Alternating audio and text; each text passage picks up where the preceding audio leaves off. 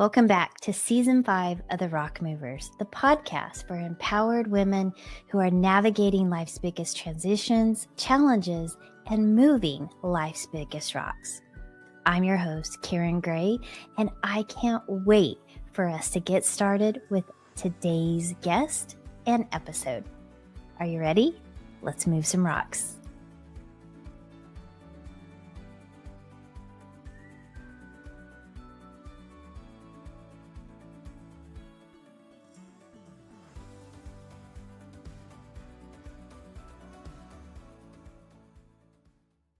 Today's guest is the amazing author of multiple best-selling books, a successful speaker and event organizer who is the founder and CEO of The Life School, the rock-moving superstar, Elona Lopari.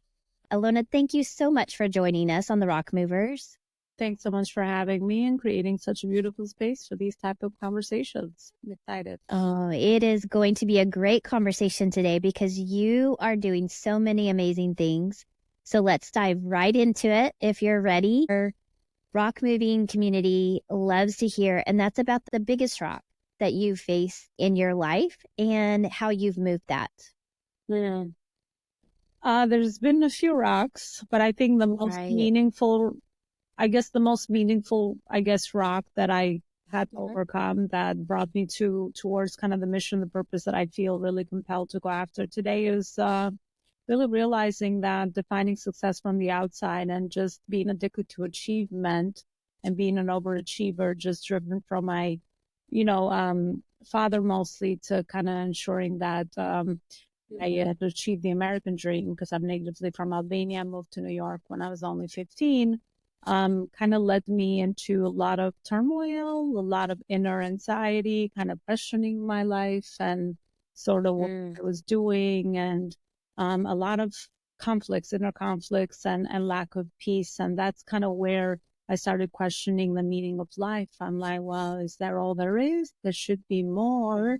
And then I started this exploration journey into personal development and entrepreneurship, and moved from corporate into my own business and all of that. So I feel like from everything thus far, that's been the biggest rock that I've had to kind of have in my journey to kind of overcome, so that I can come now on this other side where I really feel like, oh my God, this has like become a major transformation for even the things that I never thought I would even experience in my life, with that limited vision that I had, or a lot of the limiting fears that I was feeling. Yeah. Oh my gosh. I think so many people can relate to that. Do you see a big cultural difference in how you approach that versus how your clients approach it now here in America with the challenges they face? Do you feel like there was a big difference in that? I feel like everyone has such a unique journey that everybody's true. Yeah.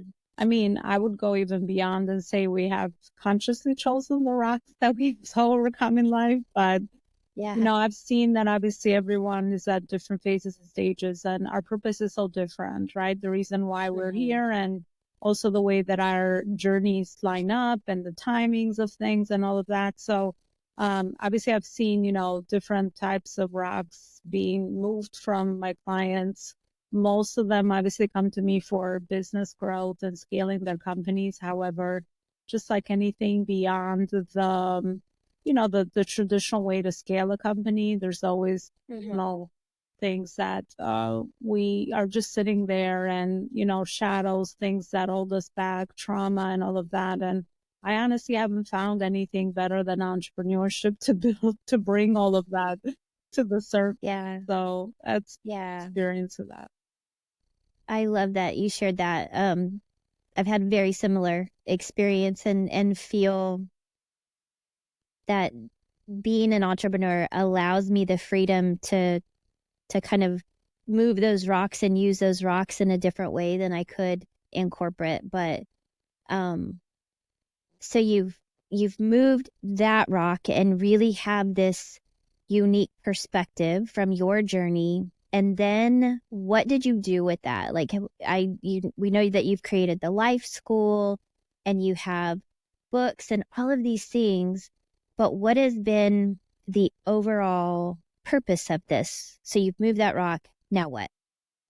I love your question, because what I've discovered as I've kind of now understood the process of it growth, right? Growing through challenges, things that we have to overcome, or we get to overcome, I should say. Now I'm like, I'm blessed that I get to overcome a lot of these. Yeah. Obviously, I love the reframe. Thank you for catching that. We get to do this. And yeah, it's amazing, because every time I've overcome something, I've kind of gotten closer to sort of what my soul's path is and my purpose.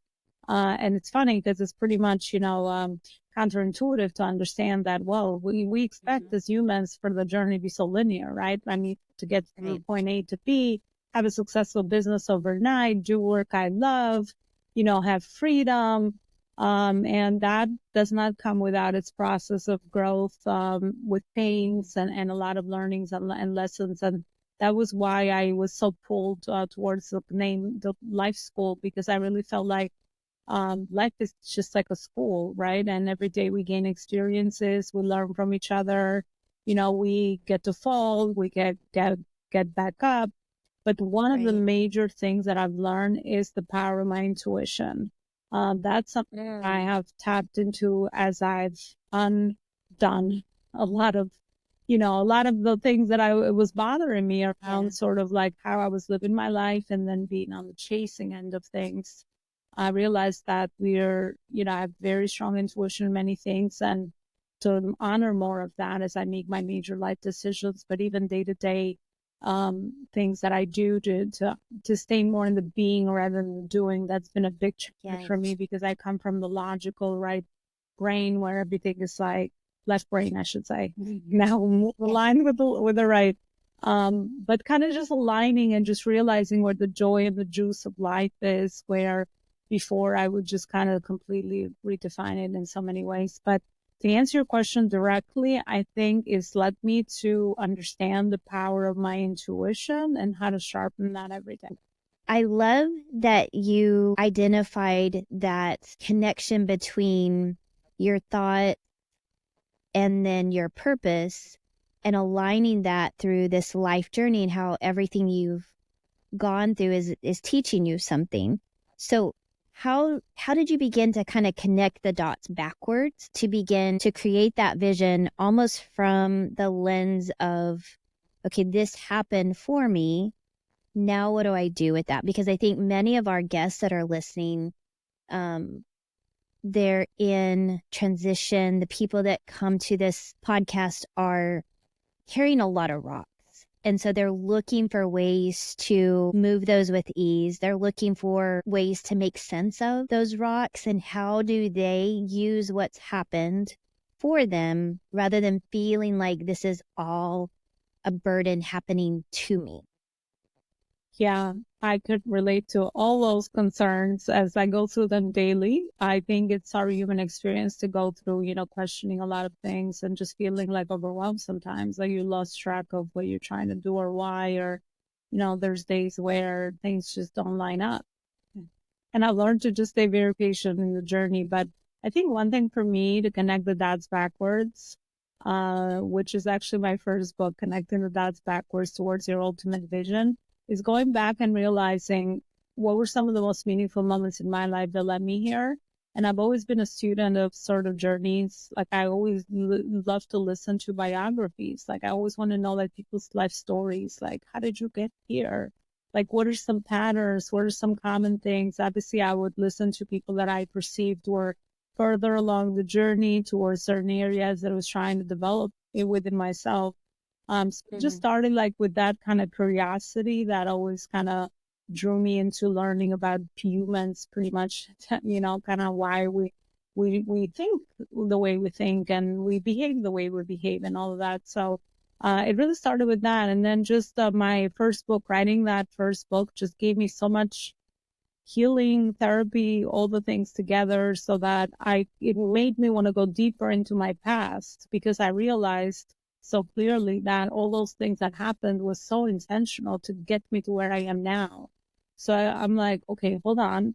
Even the challenges that I've overcame, everything was there, like at the right moment, at the right time. So, and that can be just, just randomly just there. So yeah, I started to always become that person that likes to go to the past to connect my dots, but then I try to stay in the present to take inspired action and then build for the future based on my intuitive visions and all of that. So I've kind of gotten more clarity over time, obviously, to what this looks like. It's been very messy for a long time, and I think that's supposed to be messy.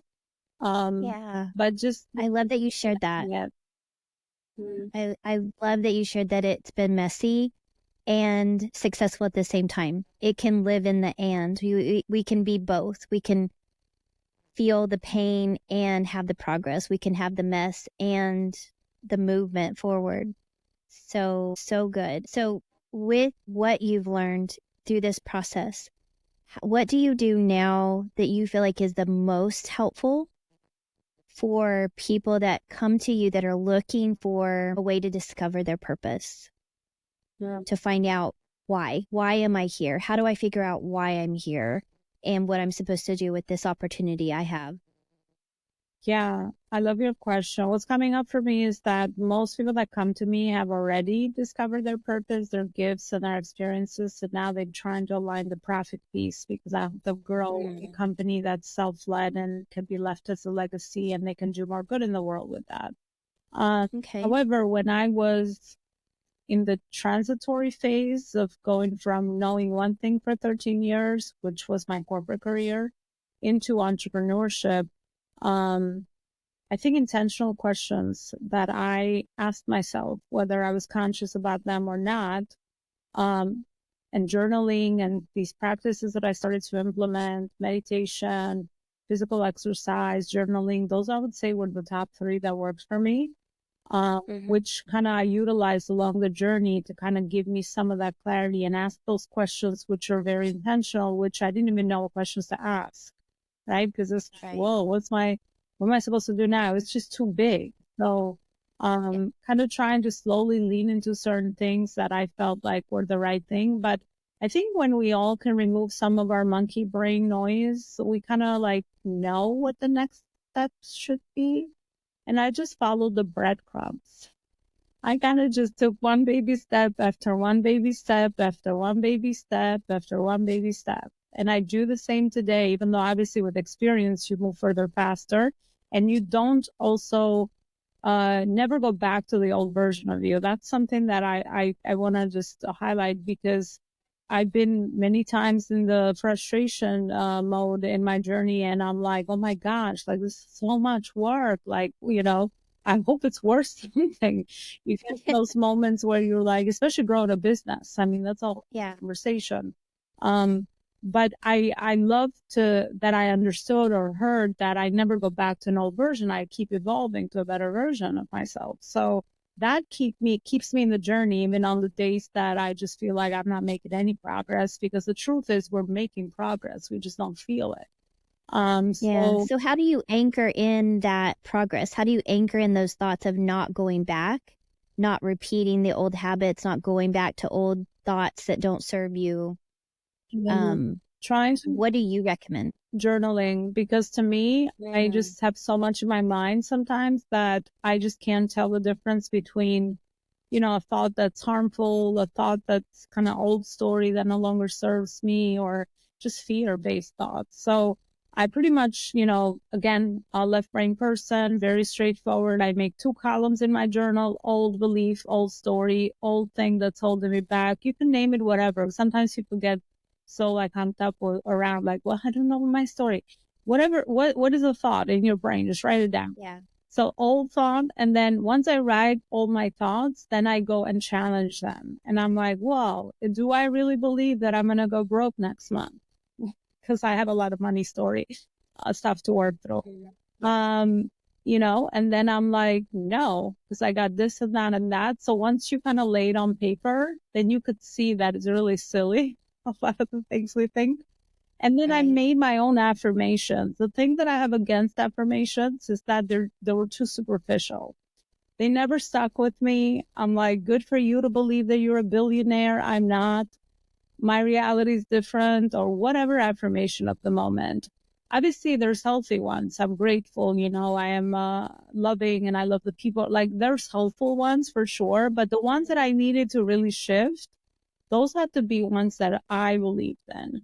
So I just followed that very strongly, and I just made my own affirmations. And whatever faces stage, there's new stuff that always comes up. But at least now I have a tool to leverage. And the other piece is feel the feelings. I've learned to feel my feelings, even the uncomfortable feelings, because I would do a lot of toxic positivity. Because once I learned that, I'm like, whoa, like I can always like switch everything and just make it positive. But that didn't stick. It wasn't sustainable. So I had to just learn through to feel my feelings and be uncomfortable with certain things, with fear, anxiety, and, whatever else came up through whatever life experience, through something towards me. And I just, what I realized, Karen, is that the most uncomfortable feelings probably like took like 5 seconds or 10, and they kind of just flew by like the waves of the ocean. And I'm like, this is what I was so afraid of like, for so many years, because I would distract and avoid. That was my coping mechanism. We give it so much more power than it truly deserves, just by the fear and the avoidance and the conflicts that we create in our head, the stories we make. You get into loops and you don't realize you're in those. Those are dangerous, toxic cycles. That's why you got to break them by just writing it down, taking a walk, figuring out what things that make you. I listen to music sometimes to get me out of certain states. Well, was actually to get me moving through certain states. See, I still think that I need to get out of it, move through certain things that I find uncomfortable. But everybody's got their own channels. And I think the more you explore, I have a rule. I try everything once. If I don't like it, I just, I'm like, okay, this doesn't align with me right now. But I usually go back to a lot of things I try. So just always be a student, and try new things, because you just never know what can help you, or what you can really connect with at whatever phase and stage of life. And it's all experience at the end of the day. How amazing is it, right? Even the bad experiences are amazing experiences, because then you have a story to tell. You can connect with people better because you have experience. There's something you could share, and you can connect with people so many different levels. So I just became addicted to it in a good way. And I'm just like, I try, I test, I fall, I get up. This is all my life experience. It's one big playground, and every day's a new day. Such a beautiful gift that you just dropped, that golden nugget of staying curious, staying playful, and just experiencing and not avoiding things based on fear, but just try it, experience it. One of my favorite sayings is I learned everything by making all the mistakes at least once. At least once. Sometimes I made them twice. But that's truly where my greatest lessons have come from. And I probably am more stubborn than most, so I did have to learn things twice. It's like, was that me? Maybe let's try that again. Thank you for relating. I appreciate you normalizing that. But for those that are listening that are just like, wow, I can really relate to this. I want to connect more. I want to learn more. We're obviously going to put your links in. But what is your favorite way to be connected with? Yeah, Karen, I realized that our stubbornhead is really good, because it doesn't let us kind of follow along other people's advice, right? I need to fall and try it. I was the same even as a little girl, and I was reprimanded and called a rebel and all these labels. But at the end of the day, I think it's good to be stubborn, because if you feel something is there for you, you got to be stubborn, because nobody else is going to do that for you. And you're going to get a lot of, pushback and rejection, or other people projecting their own. So I think just staying stubborn, I have learned that that's actually very smart, a very big superpower for me. People can find me on my website, elonaloparicoaching.com. I also have another beautiful podcast, so much like this one. It's called the Life School Masterclass Show, where I bring in amazing, intuitive, purpose-driven people from all walks of life, sharing their life experiences, personal and professional, towards the same mission of, impacting the world, and making sure that we're contributing in our own ways to make this world a better place. And that's also available anywhere that podcasts are played. So yeah, those would be the two ways. I love it. Such a beautiful gift that you are to this world and so needed. Rock movers, if you're hearing this, it's not by mistake. Everything, as you know, we believe everything happens on purpose for a reason. And so reach out, follow Elona, follow her beautiful podcast, and get connected to this greater purpose of life by learning and experiencing everything that you can. And I know that Elona will align with me on this. You don't have to figure everything out. You don't have to move every rock, but just know that the rocks that you do move, you don't have to move them alone. You have us to be here with you. So thank you so much for joining in with us today. And I just want to invite you to follow Elona and our Rock Movers podcast if you're not doing that already. And we will see you on the next episode. Bye. Thank you. Wow, wasn't today's guest amazing? I hope that you enjoyed them as much as I did, and I hope that you got something super valuable.